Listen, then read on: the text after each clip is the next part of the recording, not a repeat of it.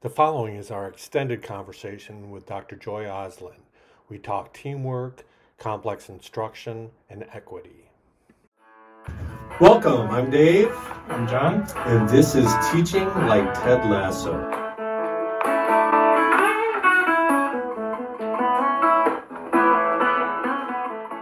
So we'd like to welcome you, Joy. Thanks for joining us on the Teaching Like Ted Lasso podcast. Focus today is teamwork. Are you familiar with the show? It has been a while since I've watched through the first two seasons, but we loved it.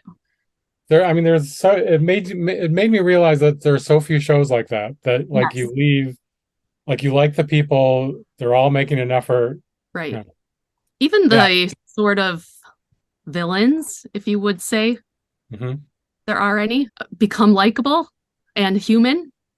Yeah. And the quote unquote good guys are flawed, right? But good things and sad things are happening. Yeah, it definitely makes it a very enjoyable watch. So as you're thinking about the show and thinking about our theme, so what are some elements of teamwork and collaboration that stick out to you on the show? I see it, you see it everywhere, right? From the way the coaches work together, the way they bring in the bottle boy. I can't remember. They call him the key boy, maybe, right? Yeah. Because he's got good ideas, and not just coaches have good ideas. The way they ask the players and involve the players. And there's a lot to think about between the administrators, even though some of those relationships seem, are definitely problematic in many ways. Nobody can run a team all on their own, right? It has to happen with a lot of people together. And there are a lot of opportunities in Ted Lasso to think about how that happens in good or problematic ways, or most often ways that are a little bit of both. On the show, we do sometimes a silly thing that's taken from the show. Ted comes up with odd questions. Right. So one he springs on people is first concert, best concert. This might be the hardest question you ask me. So I grew up, as did Dave, in the Upper Peninsula of Michigan, which is fairly remote. Our opportunities for concerts were pretty limited. So the concerts you saw were whoever happened to come to the UP that time. And so I think most people might look at this and think about rock concerts or big venues, but this immediately brought to mind a memory that I have. So there is an auditorium attached to a school in Marquette, the Kaufman Auditorium. They had a series of concerts. I was a kid and my mom bought season tickets, and they were on school nights. I think they were on Sunday nights. And so we went to a ballet and we went to a symphony. Of course, it finished past our bedtime and we stopped on the way home at Big Boy to get dessert. So those are my first memories of concerts. And to be honest, my favorite concerts are small, sort of intimate house concerts. I have a lot of friends who are musicians, and so I love to do that. I did get to see U2 when they were at Spartan Stadium, and that was a pretty impressive experience. That's one of the few big, rock concerts that I've been to. And it was beautiful night outside and an impressive spectacle and good music. So that might be one of the more memorable ones. But I also love, love, love concerts where kids are making music. My kids were involved in band and elementary school, choral concerts and band later on in high school and middle school. And that makes me happy to be at a children's concert. That's very good. Those aren't for everybody. No. Well, and thanks, Joy, for pointing out. So when I get asked this question, I'm always a little uncomfortable, because my first concert, I do think, was a big rock concert, but it was at Lakeview Arena in Marquette. Yeah. It was Ted Nugent. And there's part of me that wishes I could go back and tell my 14-year-old self maybe to rethink that if I had to answer this question. Yeah. What about you, John? What was your first concert? My dad was an amateur drummer, so we went to stuff like my whole life. My first concert that was just like me with my friends by myself was ELO with Hall & Oates opening. So it was pretty good show. Well, you were in Detroit, right? So you had a lot more choices than we did. Yeah, we had like I'm from a little town between Detroit, Ann Arbor, and Toledo. So there were lots of amazing Yeah. music options. And what was your best? It's interesting, especially with the theme of the show. It's so hard to pick, right? Because for me, I think it kind of involves like with whom I went, Hmm. right? So like I treasure those memories of going with my father to jazz and blues. There was a Carmen McRae concert I remember that was amazing. Going with my brother to Peter Gabriel or something like that, or more recently, getting to go to Janelle Monáe with my daughter. It's the people who make the concert special. Joy's made me rethink mine. In fact, originally I would stick to the Lumineers when they played here in Grand Rapids. There, it was an amazing show, lots of energy, and we had fantastic seats. But when she was talking, it reminded me of a recent house concert that we had at our own house. Joshua Davis, for our 25th anniversary, played. Friend of the podcast, the music comes from Joshua Davis. But after the break, our grandkids just picked up his instrument, and he was so gracious that he let them just play, and it was just fun. And yeah, it is the people, and it is that opportunity to be in fellowship. So yeah, I like that you're thinking about, John, this in terms of teamwork. Speaking of teamwork, Joy, you wrote the book Smarter Together as part of a team. So what was that like? Well, there were six of us. And we have a motto, which we learned from Lisa Jilk, which is that no one of us alone is as smart as all of us together. And you definitely have to believe that and value collaboration to write a book with six people. It started when four of us were graduate students at MSU and two of us were professors there. And Lisa Jilk, who's one of the book authors, she was a grad student with us. She introduced us to complex instruction, which she had learned because of her work at Railside School. That's a pseudonym, but it's a school that Joe Bola writes about quite a bit. She had been a part of the team at Railside School that used complex instruction to detrack the math courses there. We were studying math for social justice. There hadn't been a lot written about that at that point in the sort of mainstream math ed literature. And there was not a class for us for that. So we all decided, 13 of us decided to do an independent study on social justice in mathematics. And as we would encounter problems and things we wanted to think about, Lisa would say, well, complex instruction addresses that.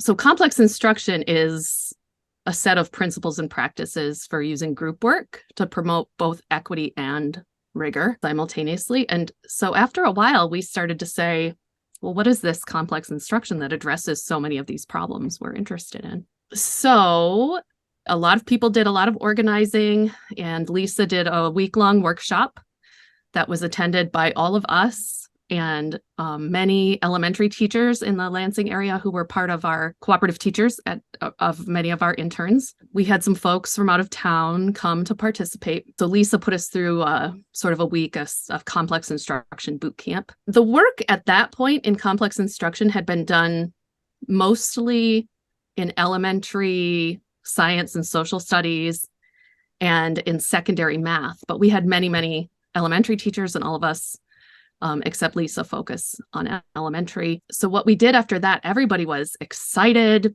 Many of the teachers were ready to run right out and take this up. And so we followed them and we found out how they were adapting things to make them work in elementary, the things, elementary context, the things they were inventing, the ways they were taking up those principles. Three of us ended up writing our dissertations. I wrote mine on teachers learning to use complex instruction. Others were written on students learning in those classrooms. And we all took it up in our pre-service teacher prep courses.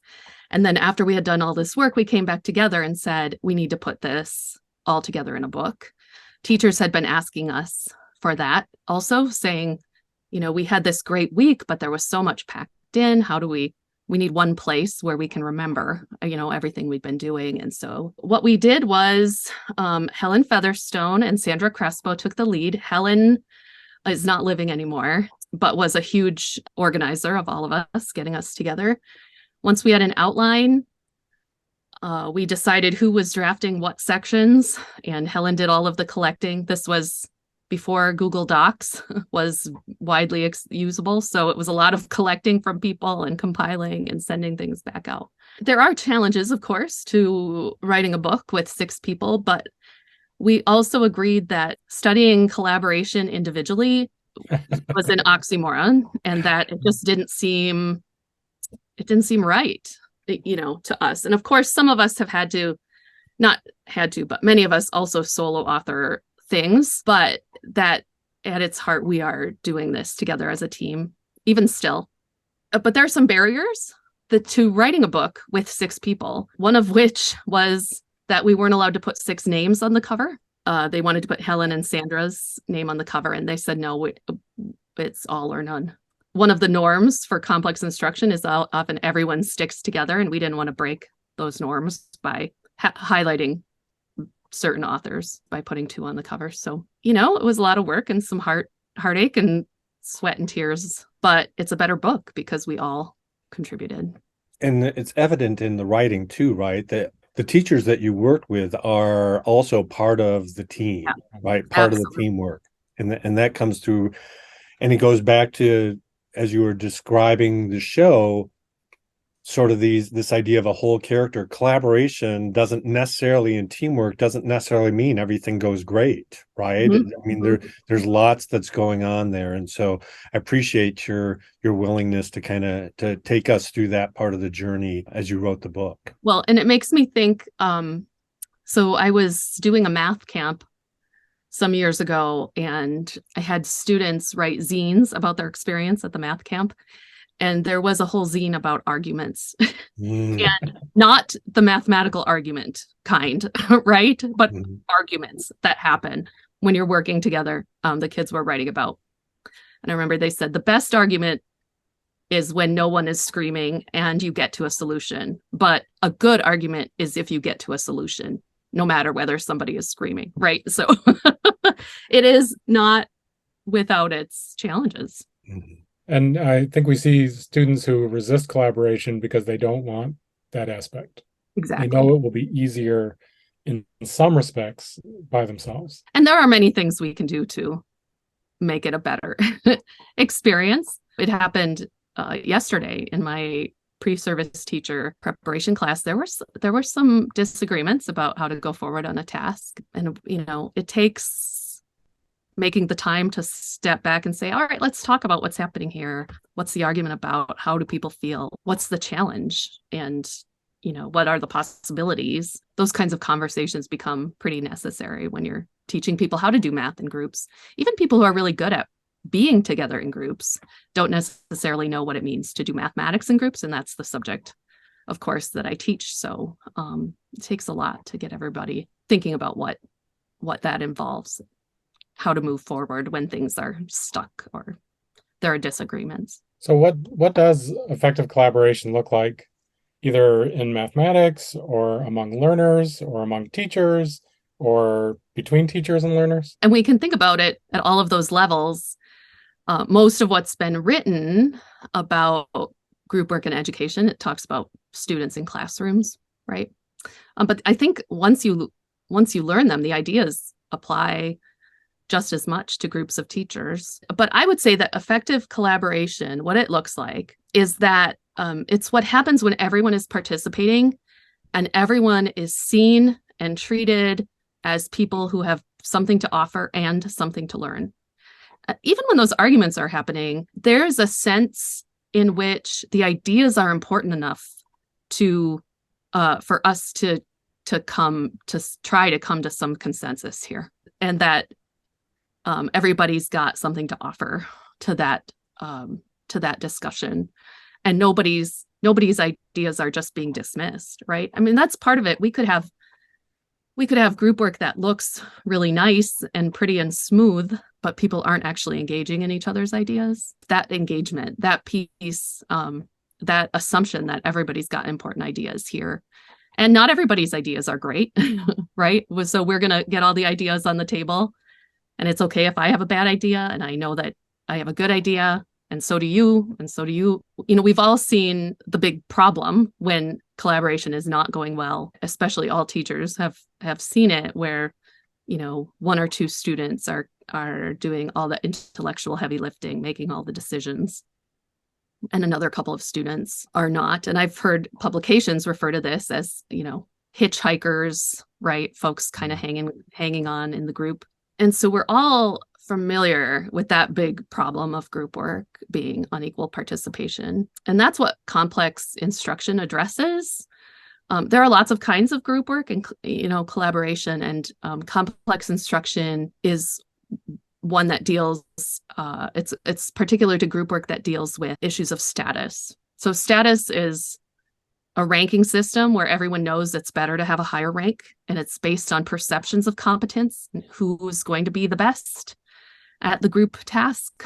And we all have ideas about what competence looks like, and we're constantly making judgments about our competence in relationship to other people's competence. And especially in math, where many people have been seen as not math people, right? Where we have sort of this idea that there are math people and not math people, that persists despite many of us trying to get rid of that idea. Status becomes really an important thing to look at. And status is what causes unequal participation, because the people who are expected to be more competent participate more, and then they look even more competent, and so they get even more opportunities to participate, and it becomes sort of a self-fulfilling prophecy. And often as teachers, we see students who aren't participating, and we think this is a discipline issue involving the under-participators, but it's usually much more complicated than that. And often there are over-participators who are not allowing others access to the materials or to the ideas. And again, it just becomes a self-fulfilling prophecy. The less you participate, the less others see you as competent, the less people ask for your ideas. What you all wrote in the book really was powerful to me in terms of reframing the way of thinking about what's going on in group work, right? That instead of using, that idea of a hitchhiker, that these folks are just trying to go along for the ride, there's more of that sort of sense of status and belonging. It really has me rethinking some of the ways and some of the things that I do in my own classroom in terms of to support a more equal status. So I really appreciated the stories that you put that put those hitchhikers, Right. I'm using air quotes there, into context. It made me rethink a lot of things. So I have criteria that I use, a participation rubric where people can sort of check, have they been doing their homework, and I realized early in this process that it was really privileging the over participators, right?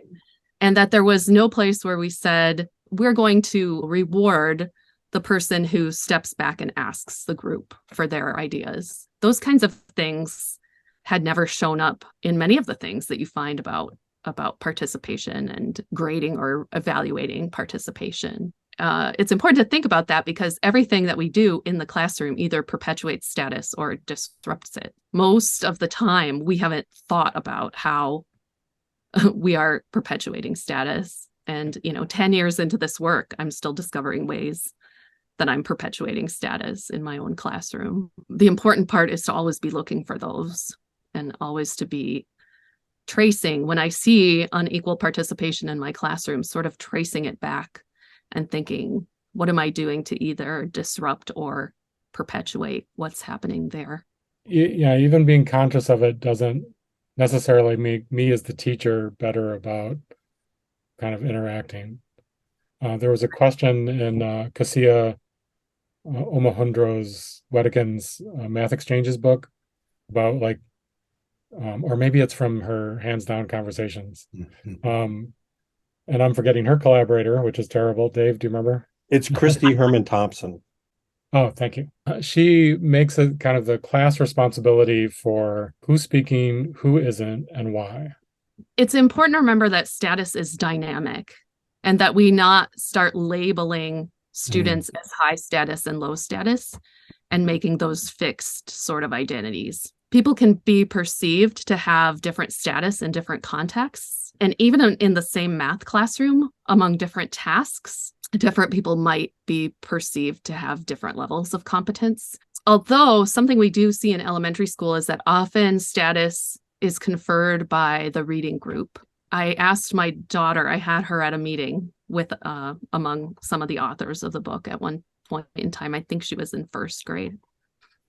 And I said, who's smart in math in your class?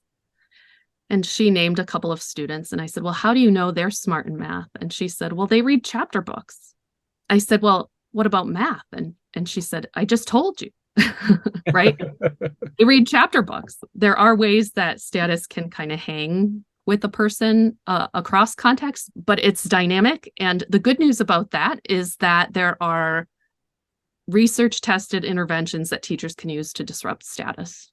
Do you want to share one of those interventions? Like what might be one that somebody could try? There are ways to disrupt status through every step of the process, from choosing and adapting tasks that require multiple abilities so that you might broaden who has a chance to be perceived as more competent. But the two main interventions, one is called a multiple abilities orientation. So when I'm giving a group worthy task, I will often start it by giving a big long list of abilities that could be used for the task. And then you have to explicitly say, no one person in the group has all of these abilities and everybody has some of them. So you're really going to need to rely on your group. Another one is assigning competence. So that involves a lot of careful watching of students to see what they're doing, providing a lot of opportunities for showing competence through a broad array of a multiple abilities task that requires many abilities, noticing the subtle moves that they might be making that their group might not be noticing, and then very intentionally making those public for the group. It's not just an intervention for the student who's under participating. It's primarily an intervention about making everybody else notice the ability that student has. The thing to remember, I think, is that they all work together. In order for those two interventions to even be possible, you have to be working on a task that actually requires many different abilities. So I tell folks, whether or not you're going to do a multiple abilities orientation with a task, you should always sit down and list the abilities it requires. And if you can't come up with more than 5, it might not be a task to do with a group. And that's okay. We don't have to do every task with a group, right? Mm-hmm. But we want to make sure that when we give a task and ask students to work in groups, that it's actually a task that requires a group. Otherwise, it will perpetuate that idea that one person can take over the task for everybody. If you don't have this off the top of your head, that's totally okay. But if you wanted to share a recent task you've used and some of the abilities that you named in it. So this is the perfect day to ask me this, because yesterday we did this week we did a task with pre-service teachers. It's the origami boxes task. And I got this from the folks at Railside School. They use it with teachers when they are teaching folks how to use complex instruction. The task requires making 4 origami boxes out of 4 different sizes of paper using diagrams. So they get a diagram sheet to use to make the boxes. And then you give each group a very small number of centimeter cubes and a very small number of beans. And they are measuring the volume of the boxes with beans and cubes. They don't have enough. This is very purposeful. They don't have enough to fill up the box, right? They do have enough to measure the side of the smaller boxes, but then they have to use each other's boxes to measure. It has a lot of possibility because some groups may get through estimating the volume of the boxes, and some groups may get all the way through figuring out what's the formula of box N, a size N. So there's a very broad range. Everybody's involved in problem solving, and some groups, may end sort of at different places, and they all have wonderful things to talk about. But some of the abilities that requires, then they're required to create a report that's a standalone report that demonstrates at least one of their counting strategies and at least one of their predicting strategies. So it involves The materials are very purposeful. There are 4 boxes. We've got a group of 4 folks doing it, right? Everybody gets a box. The abilities might include reading diagrams, visualizing how things are going to look once you make certain folds, communicating in the report. Clearly, the explanations might involve color, words, symbols, drawings. They might make connections showing lines. Depending on their choices, they may make graphs or charts to show predictions. Changing their minds is an ability I point out to them because they often end up having to revise or change their mind. Listening to each other. Because I will give them one copy of the directions. And so somebody's always explaining the diagrams, explaining the directions. So that it involves a lot of listening. What is also lovely about it is that while there's a lot of very traditional math content that students could get to, finding formulas, doing that sort of thing, it also involves a lot of abilities that don't usually get privileged in a traditional math class. And so it opens up opportunities for people who come in not seeing themselves as math people to be the one who has the ability. I was listening to groups, of course, as we were doing that this week, and I heard one student say to another, "Who's good at origamis?" Right? And that's the kind of thing I want them asking each other. What do you have to contribute here? And there are opportunities for people who are good at calculating and do math in their head and have speed, right, to be, multiplying length and width. And, so there are lots of abilities that are more the ones that often get privileged in math, and then many that aren't often privileged. Using mathematical language, it's an extremely rich task. And it was a lot of fun this time, as it always is, but I had a student email me late at night, the night that we did it, saying, "I think I know the formula. Is this it?" Right? Which I did not require any of them to get to the formula. And it's exciting for a lot of people, I think. I will often, on a more sort of regular basis, adapt tasks so that they're group worthy. They don't all require that many materials and that much complicated work. I will often, if I want them, for example, to be thinking about if I want them to be thinking about different strategies students might use for subtraction, for example, this semester I did one where the group had to create a poster that had 4 different strategies for solving a subtraction problem. And then they had to look for connections between the strategies. And then after they had done the task, I asked them, let's start coming up with connecting questions. So if you're leading a discussion with students and you have these 4 strategies among the classroom, how are you going to engage students in talking about these strategies and the ways they're connected, so that you can build that rich connected knowledge with them? And so that, doesn't require lots of blocks or beans. But again, it still requires multiple abilities. It still requires making connections, showing connections. They might use color, they might use lines, they might use symbols, they might use words. Hopefully gets everybody has an ability that they can then use for a task like that. More people for sure will have something to offer. Yeah. That has me thinking about the 5 practices, and particularly when we get to anticipating student responses. I'm now thinking about asking, when my pre-service teachers do that, to think about those abilities, right? So making sure that a variety of abilities are showing up in those responses, so that, and again, if they can't come up with a variety of abilities, back to your point, Joy, then maybe the task isn't the group worthy task that we want to do in one of our centers. So I really appreciate that. That's helpful to think about it in those terms. And it's very complicated, isn't it, to learn how to anticipate what students might do, and then not only anticipate what they're doing, but how do I connect that back to the big ideas that I want them to learn, and how do I help them see what's happening in each other's strategies? That requires looking at math in a different way than they often have before. So how does this kind of awareness of status, or these interventions, or the complex instruction address equity? So one thing I I want to say about that is, of course, as we've mentioned, status interferes with equal opportunities to learn, but status is often aligned with different social markers, status markers, right? Which might be race, gender, language, income level. And we see those play out on a larger societal scale, but they're also impacting our perceptions of competence in classrooms.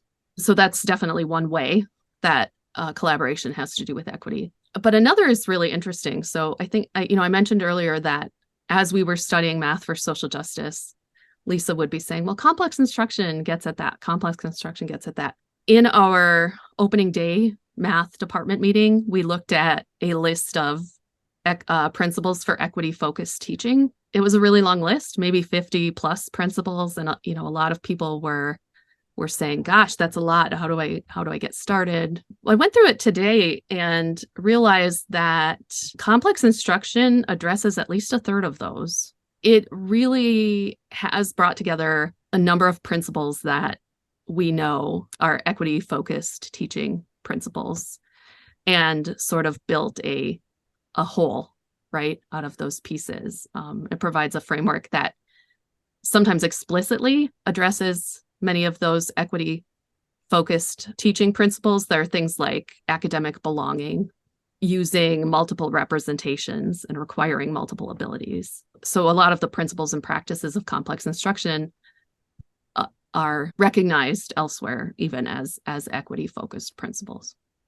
You and I were talking to another colleague about this idea of collaboration in elementary classrooms, and that teachers were finding it difficult to support what they were calling group work. What have you seen as being some of those barriers that get in the way of teachers implementing teamwork, collaboration, group work in their classroom? Well, I think, of course, there always are the barriers of time. District pacing guides might bring a sense of urgency. You might feel like, when do I have time to teach group work? Sometimes the need to focus a particular curriculum that might be heavily focused on individualism.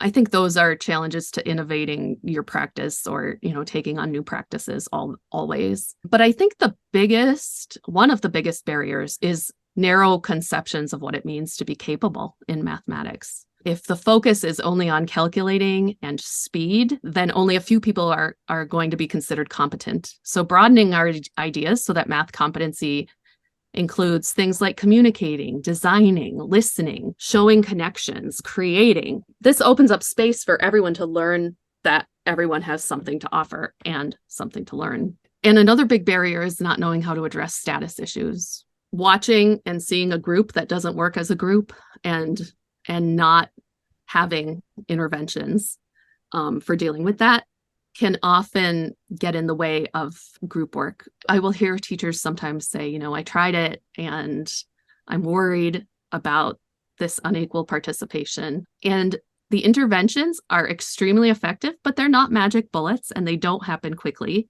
We have to teach students what it means to do group work, what it means to work equitably, what it means to do what it means to do math together.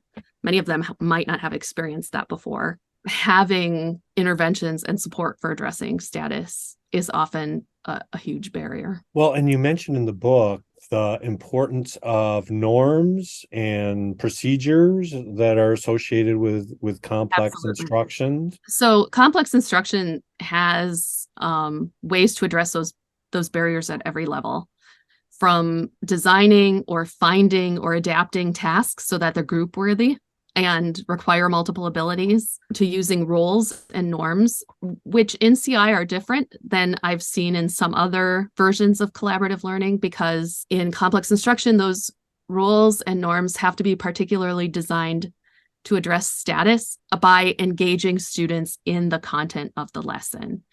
So if the resource monitor, for example, which might be a role, is only responsible for gathering materials and picking them up, that would not involve them necessarily they could do that role without being involved in the mathematics of a task.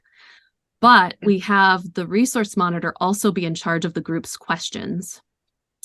And in that way, the resource monitor, at the very, very least, has to know what questions the group has and be involved in the mathematics of the task to the extent that is required by that. So it's a different way of thinking about roles than simply getting the logistics handled, getting the materials passed, although they do those things. Having status interventions that we talked about, assigning competence and multiple abilities are important to getting over that barrier of status. And it also involves thinking really hard about the materials we use and how we want students to work in a group. Do I want students to go around in the group in a circle and each give ideas?